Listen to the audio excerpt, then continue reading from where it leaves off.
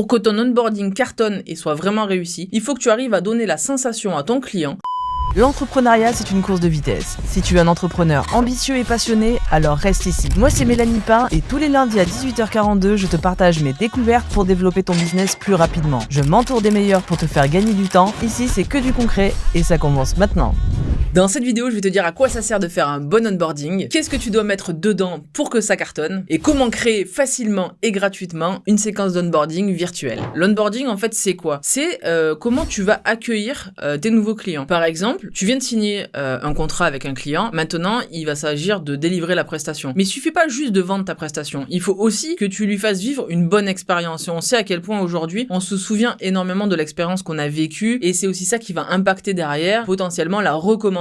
Et pour ça, il faut soigner l'onboarding. Et au-delà de bien accueillir ses clients, il va falloir les guider sur qu'est-ce qui va se passer maintenant. Si tu vends un service, très souvent, ça va être de lui expliquer quelles vont être les prochaines étapes, comment ça va se passer. Tandis que si tu vends un produit, tu vas devoir le guider sur comment ça marche et quelles sont les étapes pour pouvoir utiliser le produit. En gros, si je devais résumer, un bon onboarding, c'est un petit peu comme si tu prenais ton client par la main. Take my hand. Ah, come on. Dès les premières heures du début de votre collaboration et que tu lui montres dès le départ qu'il est entre de bonnes mains et que ça va bien se passer. Alors après, pour faire un bon onboarding, il y a quelques petits ingrédients secrets qui marchent assez bien. Je vais t'en parler dans cette vidéo, mais avant ça, je voulais quand même te rappeler un truc, c'est que pour que ton onboarding cartonne et soit vraiment réussi, il faut que tu arrives à donner la sensation à ton client que tu n'as pas encore commencé à travailler avec lui, que tu lui délivres déjà de la valeur. En fait, c'est presque comme s'il avait déjà un peu plus que ce qu'il avait acheté. On va balayer un petit peu ensemble ce que tu peux mettre dans ton onboarding. C'est peut-être un petit peu fou, mais ne t'inquiète pas, tout à l'heure, je vais te montrer comment on peut faire un onboarding. J'ai un petit logiciel sympa à te montrer, mais là je vais t'expliquer qu'est-ce qu'on peut mettre dedans. Première chose, ça a l'air basique et pourtant il y en a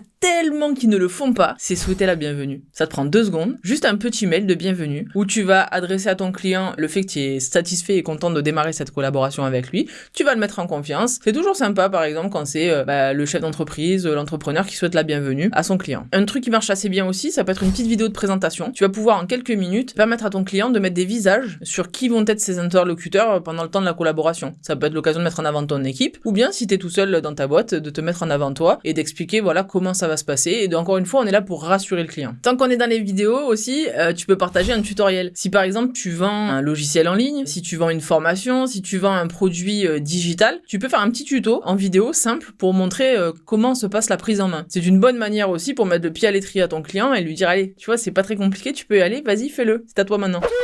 Moi, ce que j'aime bien faire aussi, c'est partager une ressource gratuitement. Par exemple, ça peut être un webinaire, un livre blanc, un article de blog, quelque chose qui est vraiment en lien avec la thématique et la problématique de mon client, et de lui montrer dès le départ que j'ai des solutions à lui proposer gratuitement et qu'il peut aller les consulter pour essayer encore une fois, de le rassurer, de le mettre en confiance. Bon, le truc qui marche en général assez bien aussi, c'est les petites astuces, les petits tips, les petits conseils. Dès le départ, en fait, donner quelques éléments qui vont permettre au client de se sentir à l'aise et de voir comment ça va se passer la suite de la collaboration. Bon, bien sûr, t'as toujours l'arme secrète du témoignage client. Témoignage client à l'écrit ou témoignage client en vidéo, c'est toujours mieux. Mais c'est aussi une bonne manière de mettre dans son onboarding des éléments qui vont rassurer le client et montrer, voilà, des clients satisfaits. Faut savoir aussi que dans les premiers jours où on signe un client, c'est souvent là où on va être vraiment dans l'attente. On s'interroge en tant que client si vraiment la prestation, la promesse qu'on nous a vendue va être à la hauteur. Et il y a rien de plus insupportable quand on est face à un commercial qui nous vend un produit et qui disparaît. Il est bon pour vendre, mais après derrière, il n'y a plus personne. Cette phrase-là, je l'ai entendue tellement de fois. L'onboarding, il sert à ça au final. Il sert à montrer au client dès le départ que tu prends conscience qu'il est important pour toi et que tu vas le bichonner, le chouchouter tout au long de son expérience. Et aujourd'hui, si tu vends un produit, souvent on le retrouve par exemple dans les startups, c'est vrai qu'il y a quand même beaucoup de produits tech où il y a un onboarding. Mais il y a tellement de métiers où il n'y a pas d'onboarding, même des métiers de service qui ont carrément sous-coté cet aspect d'onboarding, et c'est dommage parce qu'en fait c'est une bonne manière de souhaiter la bienvenue à ton client et de vraiment lui montrer qu'il est entre de bonnes mains. Et je sais que ça fait 4 fois que je dis bonnes mains, mais c'est vrai que c'est la vérité. L'objectif principal de l'onboarding, c'est de faire que le client se sente bien et qu'il comprenne qu'il se passe quelque chose. Souvent aussi, le problème, c'est quand on vend un service, le délai entre le moment où on vend le service et le moment où on va exécuter la prestation, il peut se passer du temps. Ce temps-là, c'est un temps qui est long pour le client parce qu'il sait pas si véritablement la prestation n'est pas faite, n'a pas commencé, ou si la personne est déjà en train de bosser sur son dossier mais c'est juste qu'elle le communique pas avec. Donc c'est pour ça qu'en fait, les premiers jours sont très importants à prendre en considération, et c'est pour ça que préparer une bonne séquence d'onboarding, c'est en tout cas s'assurer que par exemple la première semaine où son client vient vient de signer, pendant au moins une semaine,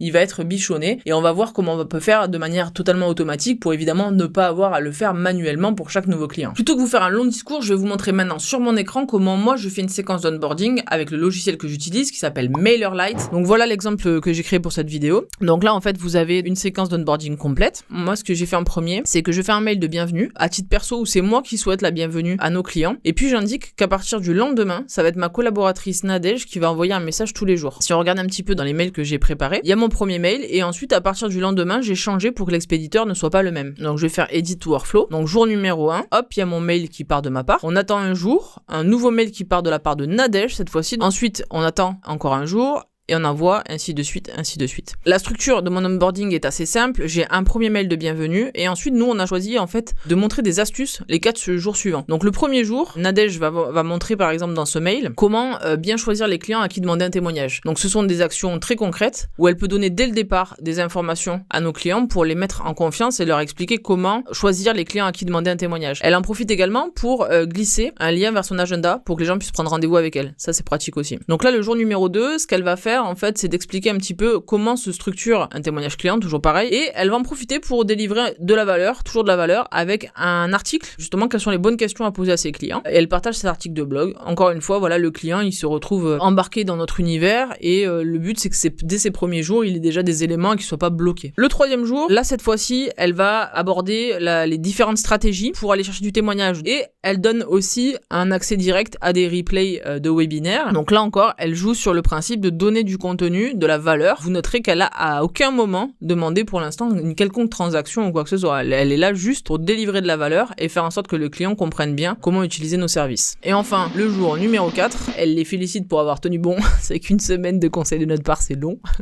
Et en parallèle, elle donne des informations sur comment tu peux diffuser un témoignage vidéo une fois que tu l'as reçu. Et elle incite les gens à passer à l'action et de lancer sa première mission. En gros, t'as bien compris, l'onboarding va avoir 4 impacts importants sur ton entreprise. Le premier, c'est la fidélisation. Dès le départ, tu montres à ton client qu'il est important pour toi et tu mets toutes les chances de ton côté qu'il a envie de rester chez toi. Deuxième point, c'est la satisfaction client. Même quand tu n'es pas là, même quand tu es occupé sur autre chose, ta séquence d'onboarding part toute seule et de manière automatique et donne l'impression à ton client que tu ne l'oublies jamais. Et ça, c'est un point important qui fait que le taux de satisfaction est très élevé. C'est aussi un super bon point pour ton image de marque parce que c'est une excellente manière de te distinguer de tes concurrents. Il y a peut-être et forcément des concurrents qui ont même pas encore pensé à faire un onboarding, ça leur a même pas effleuré l'esprit. Tu as une véritable opportunité, toi, de te démarquer en mettant en place ce système-là pour tes clients. Et bien sûr, le gain de temps. Tout le monde est pressé, tout le monde a plein de choses à faire aujourd'hui et donc il vaut mieux prendre un petit peu de temps pour préparer son onboarding au démarrage et de créer quelque chose de sympa plutôt que d'y revenir manuellement à chaque fois qu'il y a un nouveau client qui rentre. T'as toutes les clés maintenant pour faire un bon onboarding. Je suis toujours à ta dispo. N'hésite pas en commentaire si t'as des questions à les poser. Je répondrai avec plaisir. N'oublie jamais aussi qu'un onboarding réussi, c'est aussi te mettre dans les starting blocks pour aller demander ensuite derrière une bonne recommandation. Comme il a vécu une bonne expérience, il sera encore plus enclin à te laisser un témoignage. J'espère que t'as kiffé cette vidéo. Je te souhaite une bonne semaine. On se donne rendez-vous semaine prochaine, lundi, 18h42. Amuse-toi bien, travaille bien. Ciao!